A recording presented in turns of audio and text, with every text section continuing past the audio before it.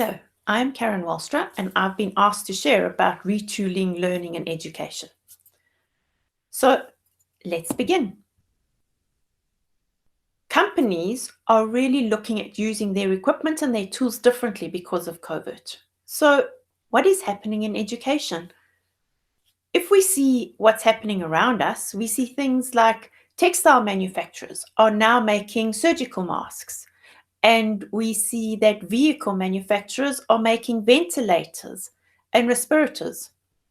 And we see that perfume factories are making hand sanitizers. So what are we doing in the education space? What's changed for us?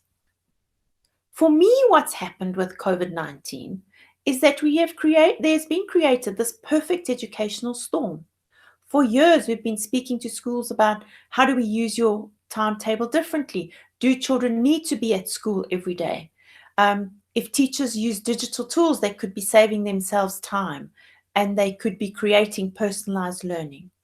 And so we've been pushed into a space where we can really use this to our benefit. We've been pushed into a space of remote learning, there's timetable disruption, and there's all sorts of unusual things that are happening around what we are used to. So there's a great discomfort in terms of that. What we're seeing is that teachers are acquiring a range of digital skills. Perhaps teachers who never explored digital before are now having to engage with their learners. And that's really exciting, that people are now beginning to learn and understand how the technologies can actually benefit them. On top of that, we see this great excitement from learners in terms of really enjoying being able to work within their own space at their own time when it suits them, that they're not having to do certain tasks at a particular time. But there are also times when they're loving the face-to-face sessions where they can socialize with their friends and they can ask questions around the work that they're doing. And so this space is really an exciting space in terms of education. What we are seeing is that there is a complete educational disruption. But with this disruption, we are seeing this amazing transformation that is taking place. So if we think about this and we think about rethinking in terms of how we're using schools, we should go back to thinking about the 4 C's and how we are using those, because those are pivotal in moving forward and getting our children to be adaptable and to cope in this ever-changing world. So first of all, we want our children to be critical thinkers. We want them to be able to think out of the box. We want them to be able to answer questions and analyze deeply. And so we need to be developing these skills within our learners in the work that we're doing. We want our students to be collaborators, to be able to engage with each other, both online and face-to-face. We want them to be able to share ideas, to listen to others attentively. And so the collaboration becomes really, really important. We want our students to be able to communicate really well, both orally and written, to be able to communicate well when on a video or whether it's face-to-face. And so these skills are critical in terms of every single lesson we teach, not just sometimes, but all the time. And when we get this right and we encourage this kind of thinking, we end up with students who are able to develop their own creativity and to come up with creative thinking ideas. And so we can be reinforcing these 4 critical outcomes in everything that we do. And so we can be integrating it into every lesson. And so we shouldn't lose sight of this as we're saying that we're now teaching remotely. Rather, we should say, how do we incorporate that into the way that we're teaching? And so when we think of this in terms of every lesson, and we think about what's happening around us in terms of the 4th Industrial Revolution, we say, well, what are we doing around this space? Well, all schools are using some form of digital technology, if that's what they're working online with. Whether it's Google or Microsoft or Apple, they're getting their students to use digital tools.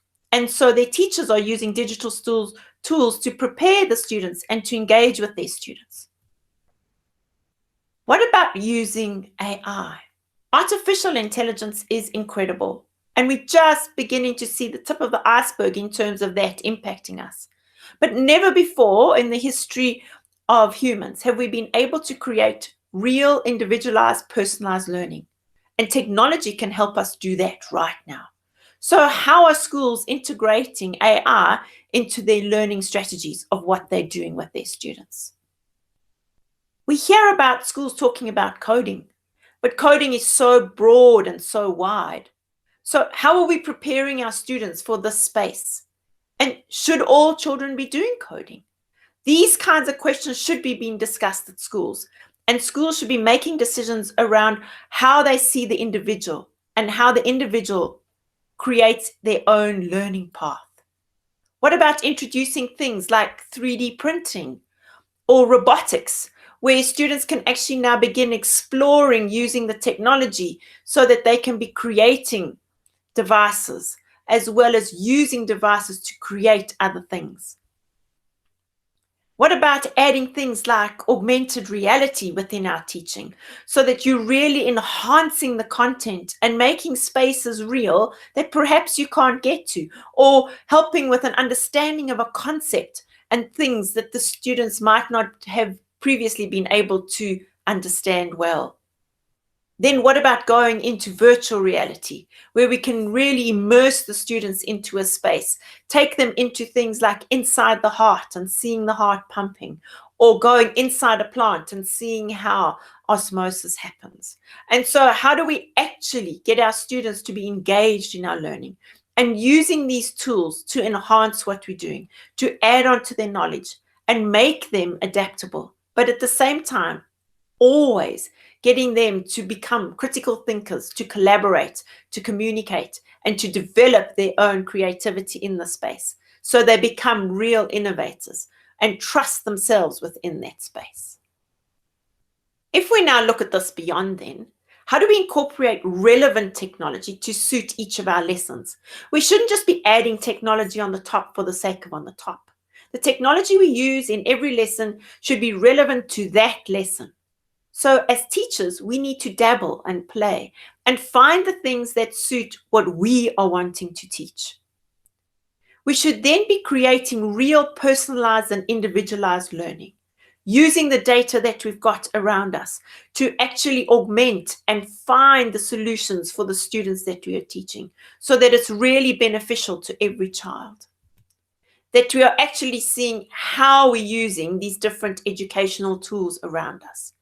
So as we move forward, as teachers, we should continue to learn to use these digital tools so that becomes really, really important.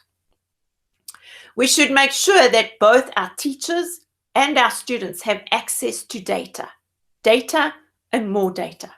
If we don't have data, we are not able to go onto the web. We are not able to do searches. We are not able to collaborate within digital documents. And so data is core in terms of how we actually make this work. And so that should be a key focus of educational institutions, for governments and places that actually can provide data for students and teachers. The next thing that we need availability of devices. Students need access to devices that they are able to engage with. Teachers need to be able to have devices. And so without the device, it really makes it difficult to be able to engage online as well. And so how are we making devices available? The next thing we should start looking at are the kinds of tools we use. For example, tools that use auto marking and are a response type system where the students and the teachers get immediate feedback. That really is beneficial. It also saves time, but it shows understanding. And so looking at that data can be really useful to the way teachers work. So this can benefit not just the teachers and the learners, but also the schools as a whole. Then how are the teachers or the school programs that they're following adapt the learning to suit every child? So every child is creating an individualized kind of learning. How are we putting that into a space so that the children are growing in a space where they are on their own learning path and not just everybody doing the same? By using these technologies, we can really change the way we see education? How are we upskilling and making technology accessible and reachable for every child? Education should change. It should change dramatically, and we should use the technology to do that. It's at our fingertips. And as teachers and educators, we have that control. As schools, we can decide how that's going to happen. So let's not lose what's happened because of COVID. Let's not go back to teaching with the teacher in the front and everybody doing the same. Let's really explore how every child can work and learn to suit themselves. Let's continue retooling education so that it's beneficial to every single child. Let's empower teachers and get them to continue wanting to develop their own skills within that space.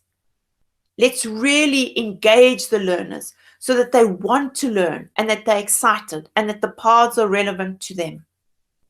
Let's make education truly relevant and meaningful so that in the world of the future, our children will cope to this ever change, that the children will succeed in whatever they want to do. Thank you. I'm Karen Walstra, an independent educational consultant. Thank you.